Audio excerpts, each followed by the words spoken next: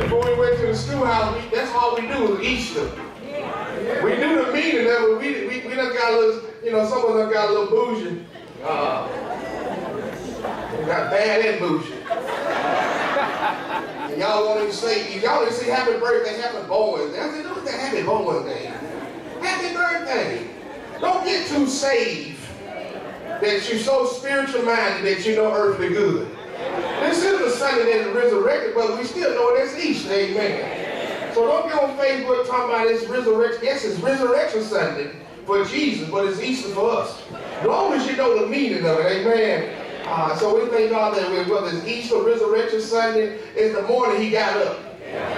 Don't get in trouble with a conversation here the next couple of days either. Talking about, well, was it on a Saturday or was it Sunday? Listen, I wasn't there. The text said 3 days. That could have been late Thursday evening, which could have been there Friday morning. But 3 days. I know the third day, I know what happened. I've been Baptist enough to know that early. Amen. We're so excited this morning. Because there's never been a time I've been excited about church. It's on Easter Sunday morning.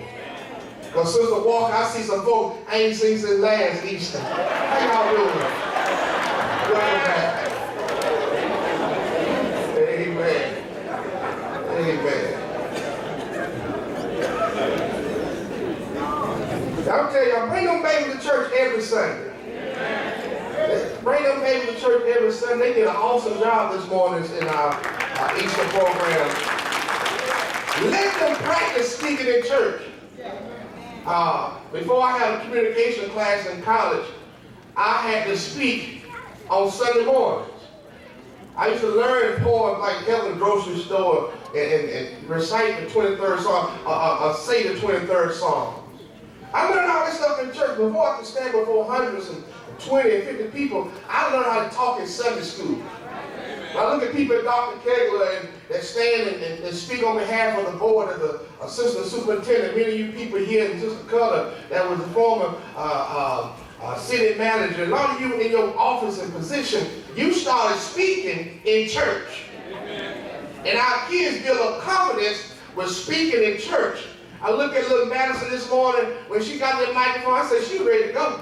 I would give her another speaker. She got that one whipped, amen.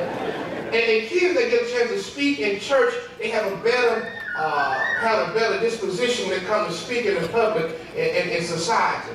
What troubles us when people get on the news, and you don't catch someone get on the news that their first time in front of the camera, in front of the microphone, and they're going to be your cousin there. And they're going to make some of y'all look bad when they get a report of what happened on the street. It's good to have some folks that know how to talk. And good practice coming to church, amen. So let's give our kids and youth workers a hand praise for working our kids. Thank Jesus for being God. We thank God for his preachers here. God bless you, Dr. Jones, Mr. Smith. Elder that came out with us today that be down at the hall with me, talk about the Lord, amen. Thank you for speaking on my character outside the church. It's good to have people watch your character outside the church, amen. And God put people in places that's not churchy so you can be there so they can see the church. Let me say it again. God put you in places that's not churchy. Everybody ought to be churchy today. Yeah. But get around some stuff that you like that's not church. Amen. That's when you got to let your character be seen. To these ushers that standing faithful throughout the building. Listen, ushers, I didn't notice this big moon to the day. The usher, you got to have a little swag to be an usher, don't you? Everybody can't get on the usher ministry. Nigga man, where nigga man at? Amen. He came down there. I'm so glad you saved. He came down that aisle like he was like, oh, thank God this was ready. Looking straight ahead. Anybody else there? I hope y'all praying for me, amen. To this dynamic choir, give this choir hand praise, amen. And musicians, all our visitors today, to my lovely wife, stand up, baby, we got some visitors today. I want you to see my wife. Amen. Give my wife a hand praise. Sharon, all the deacons, their wives, everybody, you, and Satan. Amen. He's here. He rolled with some folks. Amen. He's sitting by and don't even know it. Amen. Matthew chapter 27. Y'all look good today. Thank you, sir. I've been trying to dispel this for years because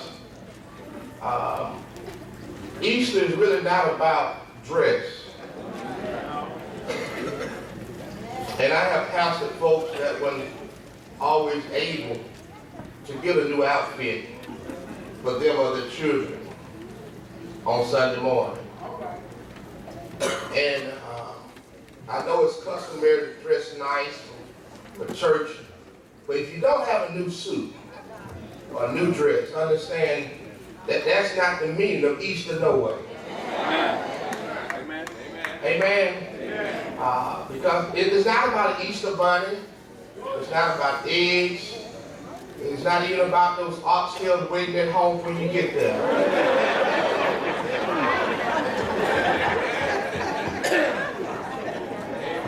Amen. It's about Jesus getting up. I think somebody said this morning, this is what makes us Christians. Because if Jesus hadn't got up, we'd be just another sect. Like the Essenes and all the other groups, the Pharisees, we just been another group. But our Savior, not like Confucius or Muhammad, Buddha, we have a risen Savior. Because when Muhammad walked into Cairo, Egypt, he disappeared. They haven't seen Buddha no more, they just made a statue of him. Confucius just a figment of imagination. But there was folks that was alive in the first century that saw Jesus walking for 40 days. Now we weren't there, but the story has came down through generations. Now listen, you don't have to believe the story, but you never seen your great-great-great-grandmama either. Well, somebody told you you had one. That's some stuff that we got to continue to carry down through the years. That's why we almost, if not every Sunday, we almost every other Sunday get close to reminding that he died. And not only he died, but he got up. That's why we tell the story, amen? Because if you believe that you cannot see, you can believe God to do something in your life that you can't see and be done, amen? So let's give God a hand praise as we look at our text today. Matthew chapter 27, we'll start our reading at verse number 45. Now from the 6th hour, darkness fell upon all the land until the 9th hour. About the 9th hour, Jesus cried out with a loud voice, saying, Eli, Eli, lema sabachthani. That is, my God, why have you forsaken me? And some of those who were standing there, when they heard it, began saying, this man is calling for Elijah. Now, the way we read in the responsive reader is really saying Elijah. That's the New Testament spelling of Elijah. Immediately one of them ran and taken a sponge and filled it with sour wine, that's the vinegar, and poured it on a reed and gave it to him to drink. But the rest of them saying, let us see whether Elijah would come and save him. And Jesus cried out again with a loud voice and yielded upon his spirit. And behold, the veil of the temple was torn in two from top to bottom, and the earth shook, and the rocks were split. Now, I'm keep reading, but in the temple, only the high priest could go behind the veil to pray for the atonement of people's sins once a year. And see, when Jesus, when this was happening on the cross, the veil was torn in half. So that tells us I don't have to wait till the high priest to go pray for my sins. I can go ask for forgiveness for myself. Because there's about 10 of y'all in here right now got some stuff that you too embarrassed to tell the high priest. But you can tell Jesus all about it. Amen. And it goes on to say, and the tomb tomb was opened, and many bodies of the saints who were fallen asleep were raised. And coming out of the tomb after his resurrection, they entered in the holy city and appeared to many. Now the centurion and those who were with him, keeping guard over Jesus, when they saw the earthquake and the things that was happening, this is the same centurion, perhaps that stabbed him in the side or gave him a sponge, when he saw this happening, became very frightened and said, truly, this was the Son of God. I want to talk to you for a few moments on the subject of the Sunday that the church killed Jesus. The Sunday that the church killed Jesus. And as we look at our text today, this event is happening either late Thursday night, Thursday or the middle of the night, or Friday. Most theologians believe that this happened Thursday, because the actual crucifixion happened on Friday, actually Friday afternoon. And by the time Friday evening came, well, we know it's Friday evening, that was really the night. So when they talk about 3 days, yes, timing was different, but in the middle of the day, their time changed over to the next day.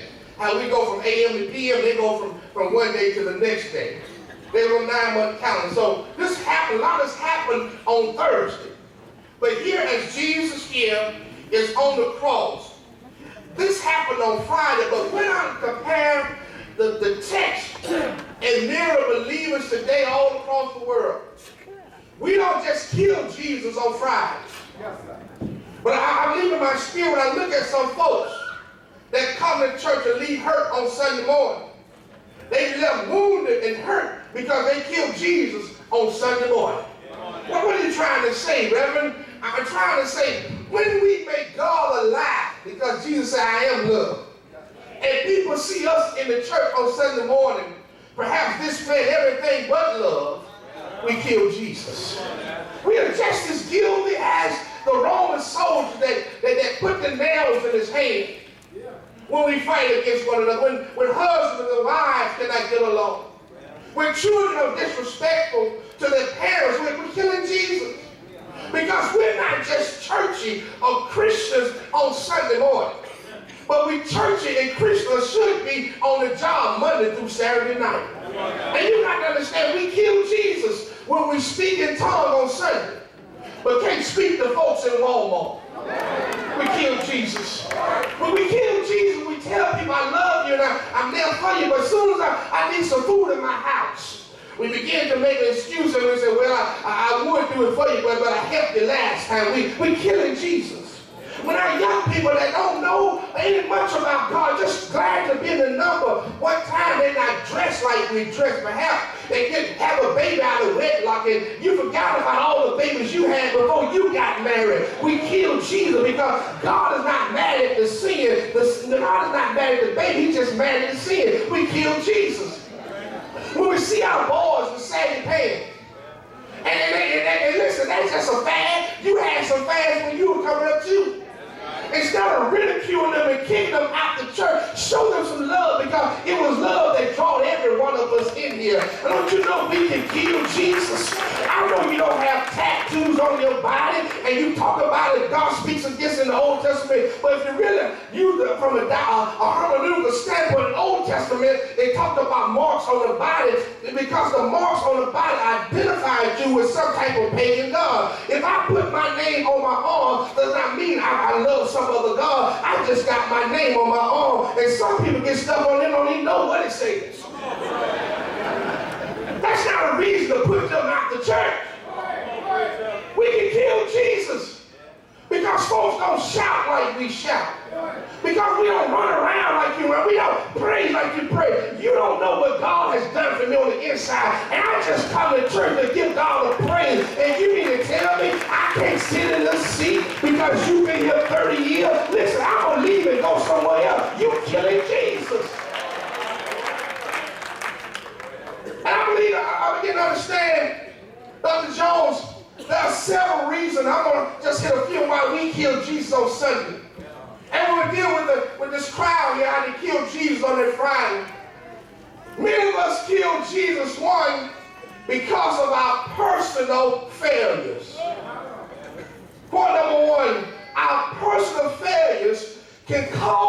kill Jesus in somebody else's life. Because when we have failed, and it's the only reason you don't learn from your experience, only reason you learn from your failures, you keep having over and over because you never learn from them. Sometimes God has to send failures your way to get you to push a little harder. That's right. And when you have been hurt and let down or not happy, many people don't want to see nobody else happy. And I stop by to tell you, because of your personal failures shouldn't hinder me. And there's a lot of people around you don't want you to praise God because they don't have a reason to praise God. Because they don't have a new car, a new house. Listen, I don't praise God for the new car, a new house. I praise God that God bless you right before he bless me. Because if God bless somebody else, it's not just a failure on my behalf. It's just a matter of time. Because that's something that I desire or want may not be the best thing for me. And many times failures will keep people from giving God praise. And because of my failures, I killed Jesus in your life. Listen, if you happy, be happy. If you like it, I love it. I thank God for what he's doing in your life. I'm not going to let my failure. I didn't get the job. I didn't get the promotion. So I'm not going to stand in your way. I'm going to give God a praise that he's blessing you. Do I have anybody here that can say, I know failures came in my life, but the failures weren't designed to keep me down, but my failure was designed to get my eyes back on God. And when you have personal failures, many times you do all you can to keep somebody else from getting ahead of you. I just started eating crabs out. I got stationed in 97 in the military. God gave me a cooler full of crabs. And I used to see Red Lobster commercial, but being from the middle of Alabama, I didn't know how they even cook a crab. I do now because I married a Georgia girl, but I wanted to stay at home, so I had to learn. But one thing, I had to cook that, I let those crabs go bad, but one thing I figured out that day, that whenever I pulled one crab out the cooler, there was other crabs grabbing hold of it. I don't know if they're trying to pull them back down and trying to get out the same time they was getting out. But listen, if somebody get out the bucket before you, don't try to pull them back down and try to get out the same time they get out. Just say, I'm glad you get out. As believers, be excited for somebody else. The Pharisees, they were upset because they had been teaching the law, leading the scripture, and teaching in the temple. But when Jesus showed up, the crowd followed him, and because of that, the people did all they could to kill Jesus. You got haters on your trail just because you're blessed. You got people that don't like you because God is using you. Don't get mad at me because of your failure. Praise God, because the same thing you mad at may be the very thing that can help you. Jesus was helping the crowd. He gave sight to the blind. Bread, he fed the hungry. He healed the sick. Instead, the Pharisees said, what can you do to help us? They plotted to kill Jesus. Do I have anybody that know you got some plots with your name on it? Simply because you're blessed, because you're anointed, because of their personal failure, the crowd wanted to kill Jesus. That's right. Tremont, Savannah, Georgia, don't let your failure stand in the way of somebody getting ahead. That's the thing. My sons should do better than me. That's the thing. These young boys can do better than me. I won't be able to run fast as Nate and Dylan and do things they used to because they coming behind me. I'm not going to hold them because I can't do it in my days of past. You got to understand there's an old ox and a young ox. Put them together and watch the ground get plowed a lot faster and a lot smaller. And so many times our personal failures. Mom, they had 4 husbands. And you happy with yours, but she keeps stepping her foot in it. If I were you, I wouldn't take all that. Listen, Mom, that's why you looking for number 5 right now. Leave me alone.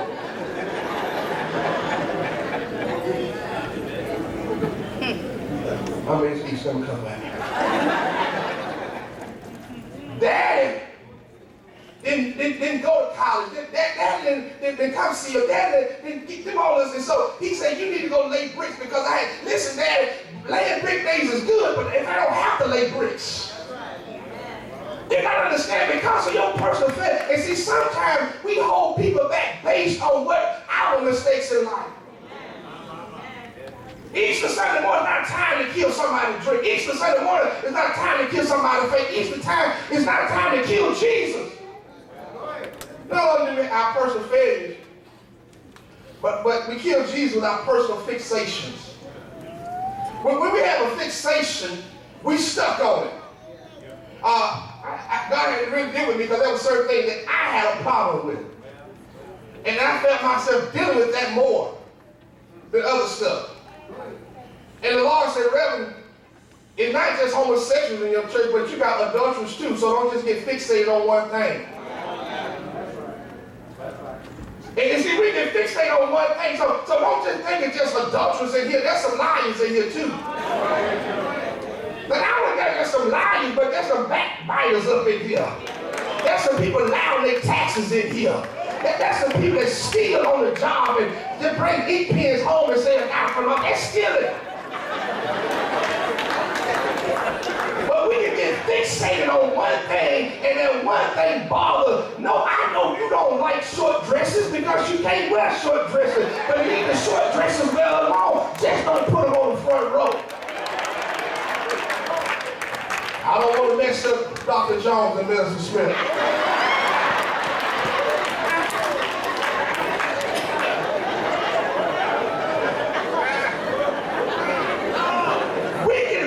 Jesus by stuff that bother us. Let me drop a nugget in your bucket this morning. Because it bothers you don't mean it bothers everybody. Don't be so fixated on women preachers, women pastors, deaconess. Listen, ain't got nothing to do. Don't come up to me and say what you think about women pastors. Listen, I don't have a woman pastor. I try to be a pastor myself. That's above my pay grade. I don't call folks a pastor. That's God's job. If you want to know how to get saved, Paul said, Romans 10:9, confess with your mouth and believe in your heart that Jesus died and you should. That's the type of stuff we should be served. Stop being fixated on stuff that has nothing to do with Jesus. We kill him. I know it's a fixation for you, but guess what? It ain't bother the rest of us. Somebody can buy this church brand new pews and carpet and you don't pay a dime for it, but you come here next week and have a problem with it.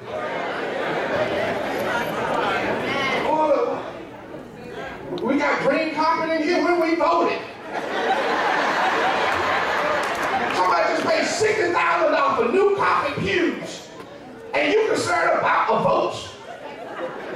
Don't be fixated on stuff because we killed Jesus. And when somebody do stuff, a lot of times they say, don't call my name. Why you don't want me to call your name? Because last time I did something, you called my name. People talked about me. Listen, they talked about Jesus. They talked about David. They talked about Paul. They talked about your mama. They talked about your daddy. I don't care what you do. Say something, don't say something. They gonna talk about you. Stop trying to please folks. They'll never like you. They fixate on stuff. They gonna die and go to hell. Worried about what sister so-and-so got in the weed. Worried about what Donald Trump went to toupee. Listen, that ain't got nothing to do with me and my household. This is the day that the Lord has made. I'm going to rejoice and be glad. Stop being fixated on stuff. We killed Jesus. You know how many people want to praise God, but because they fixate on something that you got on, they can't praise God, and you think you sit there and mumble the whole service. Listen, if you got to mumble the whole service, go sit somewhere else. Don't sit close to me, because you may be mumbling. You don't know you deaf in one ear, take out another. So you loud and you bother my worship experience. So your personal failures can kill Jesus. Your personal fixation can kill Jesus. But also your personal faith level can kill Jesus. But there's a lot of people that stand up front that don't have the faith as those that sit at the back. And when you don't have faith up front, you can't encourage folks in the back. Brother Ronnie, Nigga Moore, and Nigga Manley, and Brother Blunt remember this saying in the military, you can't lead from the rear. As a soldier, the thing is, as a soldier, you got to be up front.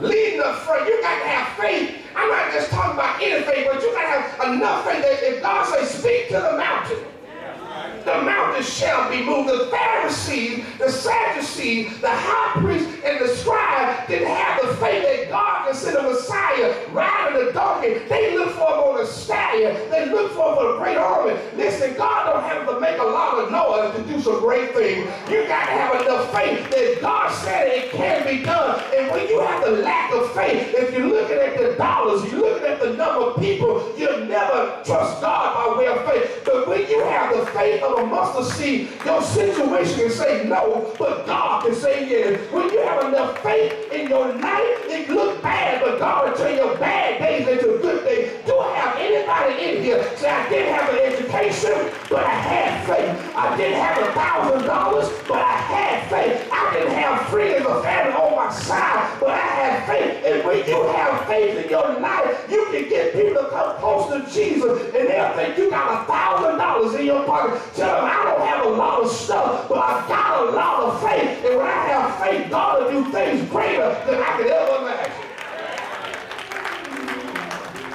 But when you don't have faith, you kill Jesus. Tell folks like, it don't take all that. What you mean you don't give your tithe 10%? Listen, I'm getting 10% because I'm in the time I have no cent. When you don't have faith, you stop other folks. You kill that hope. Why you keep going Sunday after Sunday? Why you go to Bible study? Because when I'm sick, you didn't come visit me. But God spoke to me in my room all by myself. When I didn't have a way out, God made a way. That's why I keep on going. See, when you don't have faith, you discourage folks and say, well, God give us common sense. Listen, common sense never overrides faith in God. And so, when you don't have faith, you kill Jesus on Sunday morning. The believers, you should have faith. Do great things in your life. Because that's the promises many of us hadn't lived up to yet that God promised us. We may not get them all on this side, but there's some going to get here, we get the rest over there. He said, you should be the head and not the tail. He said, well, bless your going out and your coming in. See, that's why I can't kill Jesus. That's why when things don't look good, I still say it's going to work out for the good. Because Paul said, all things work together for the good of them that love the Lord. Anybody know when you're speaking in your life, some stuff come into existence? I don't care how bad it is, you got to understand God is still in control. Now that's how we kill Jesus. But let's look at the text. How the Pharisees, the Jews, the Roman soldiers killed Jesus. But the text tells us today that Jesus died on the cross. They say that he came down through 42 generations. David and all his family, Jesse, he came down year after year, child after child. Then 42 generations later, there was a birth in Bethlehem under a star. And a child was born by the name of Jesus. He was so powerful that you don't hear much about him after Herod tried to kill him and killed all the babies. But at the age of 12 years old, he rediscovered in the temple. After he got lost, after the family had left the Passover celebration in the crowd, they looked for him 3 days later. He was back in the temple teaching to the doctors, teaching to the religious leaders. And not only was he a doctor, but he was teaching doctors. And Joseph, his earthly father, showed up with his earthly mother Mary and said, where have you been? And told him, I must be about my father's business. I want to encourage some of you here when people look for you to be on this committee, be doing this. Sometimes you got to tell them, I got to be about my father's business. They may not understand it, but Jesus said, I got to be about my father's business. You don't hear about him no more. And Jesus shows up in the wilderness while John the Baptist baptized him.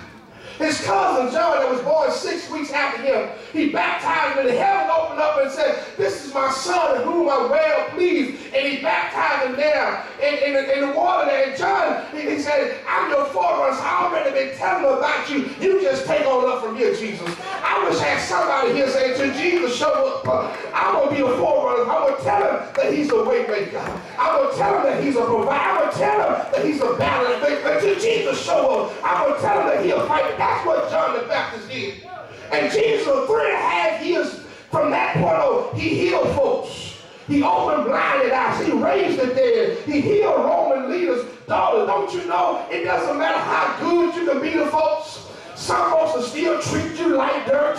You can help them out. You can give them a job. You can write them a letter. You can help them with their resume. But listen, you better put all your trust in God, because God will never leave you nor He forsake you. Do I have anybody here that say, I'm not going to kill Jesus because He's been too good to me. He's given me life. He's given me joy. That same Jesus, when the Romans, when the disciples with the crowd, and the crowd had followed Jesus all night long, 5,000 men and a bunch of women and children, perhaps 9,000 to 12,000 folks there, and they didn't have food. Philip told them to go buy the food, and somebody said it's too late to buy, and Jesus took a little boy's lunch with fish and loaves of bread and fed the multitude. Don't you know Jesus will feed you when you're hungry?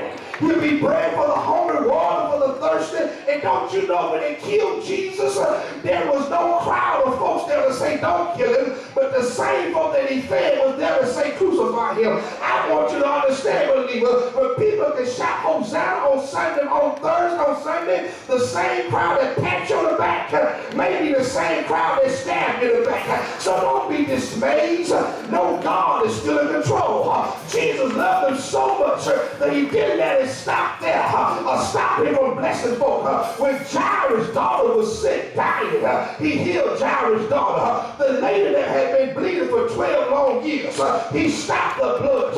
Why don't you know the man had been by the pool for 38 long years, and Jesus healed his body and told him to take up his bed and walk. So it doesn't matter how long you've been going through what you're going through. When God show up, he will show out. Do I have anybody here that can say he may not come when you want him to come, but he's always right on time? These same folks that saw Jesus perform miracle after miracle became to get despondent. They was jealous of Jesus because he came from a good little town called Nazareth, and they say, does anything good come out of Nazareth? I stop by to tell you, he can come from Bethlehem, he can come from Gilead, he can come from, because there's a balm in Gilead, still in the sense that so, don't you know it doesn't matter where he came from, it's all about the power he had in his hand. So you can come from the west side, the east side, the south side, the north side. You can be born in Georgia, Alabama, Mississippi. If God get down on the inside, you can do some great things. Do I have anybody here that somebody said you weren't going to be nothing, you weren't going to amount to nothing, you were going to die in jail like your dad? But look at you now. God is able to give you strength. God is able.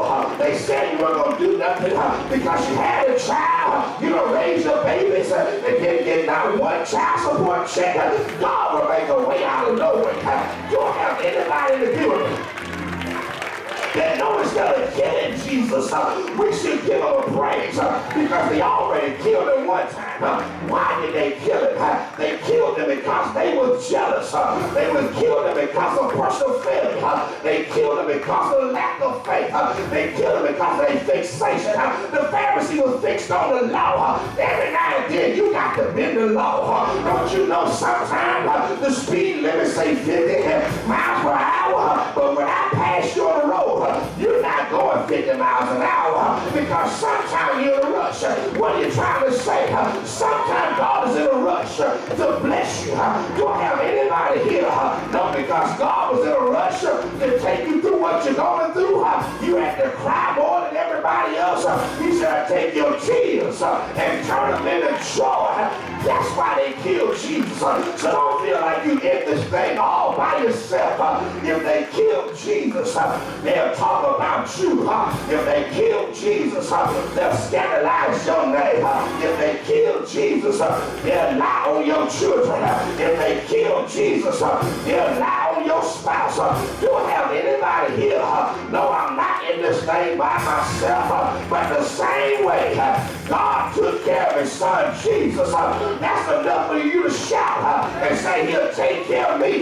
Do I have a witness here? Not only will he take care of you, he's already doing it right now. Jesus loved us so much that John wrote and said, if they ever pick me up, he said, if I be lifted up from the earth, I draw all men unto.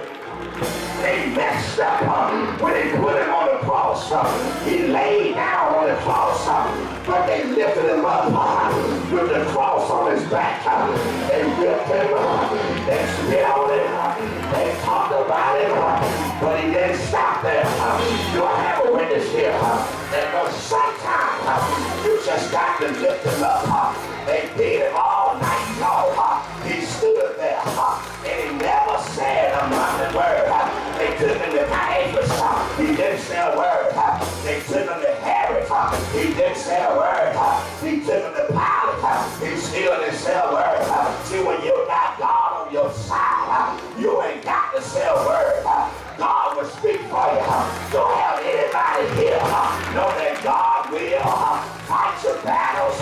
The same people that hung him on the cross after dead men got out of the grave and walked on the street and the sun refused to shine. It's the same people that surely this is the Son of God. The text said they whipped him from the 6th to the 9th hour. Blood came run out his side. Really pierced him in his side. But he loved them so much. He looked out at the crowd and said, Father, forgive them, for they know not what they're doing. And while he was on the cross, he not only said that, but there was a thief on the left and a thief on the right. And the one on the left, he said, if you're Jesus, come on down and save yourself and us. But there was one on the right that said, remember me when you go in your kingdom. I want to be on the one on the right. He said, this day you shall be with me in paradise. Not only that, but he looked at his brother John. He had a half brother by the name of John. Looked at his mother Mary crying in the tomb. He said, son, behold your mother, and mother, behold your son. He said that he'll Mary run his mother, because at that point he was no longer son, but he's about to be God. The same one that been through you with the storm is the same one that be the God over your life. He said, son, behold your mother, mother, behold your son. If you look at Psalms 22, he said something else. He spoke in Aramaic. He said, Eli, Eli, lema sabachthani. But to be translated in English, he said, my God, why hast thou forsaken me? Do I have anybody here that ever felt like you all by yourself? You all alone? I want you to know it may feel like it, but God is still God. He'll never leave you. No, he forsake you. Not only that, but Jesus, as he cried from the cross, body bleeding, blood running down his head, drowning on his own blood, he said, I'm thirsty. Instead of giving him water, didn't move, they gave him vinegar on the sponge. Vinegar could mean it could have been some sour wine. Also could have mean they would have some medicine for the pain. But in other words, instead of making things better, they tried to make things worse. And you had somebody in your life, instead of helping you out when you're down, they step on you even harder. They tried to kill Jesus. But I stopped by to tell you, you can't keep a good man down. You don't have anybody in the building that tried to talk about you. You should have a nervous breakdown, but you're still here. Jesus is that one. They put him on the cross. The Bible said he gave up the ghost and he died. He died for your sins. And when he died on the cross, they took the thief on the left and the one on the right and broke their knees so they could drown in their own blood. But they pierced Jesus in the side. And when they pierced him in the side, the sun stopped shining and the earth began to shake. People better be mindful when they mess with God people. Don't worry about it. God will begin to have some earthquakes in their life. And they wonder why they got sickness in the body, trouble in the home. They messing with the wrong folks. Because the Bible said, touch not my anointing and do my prophet no harm. So stop trying to get back at folks and know God will. Won't he fight your battle?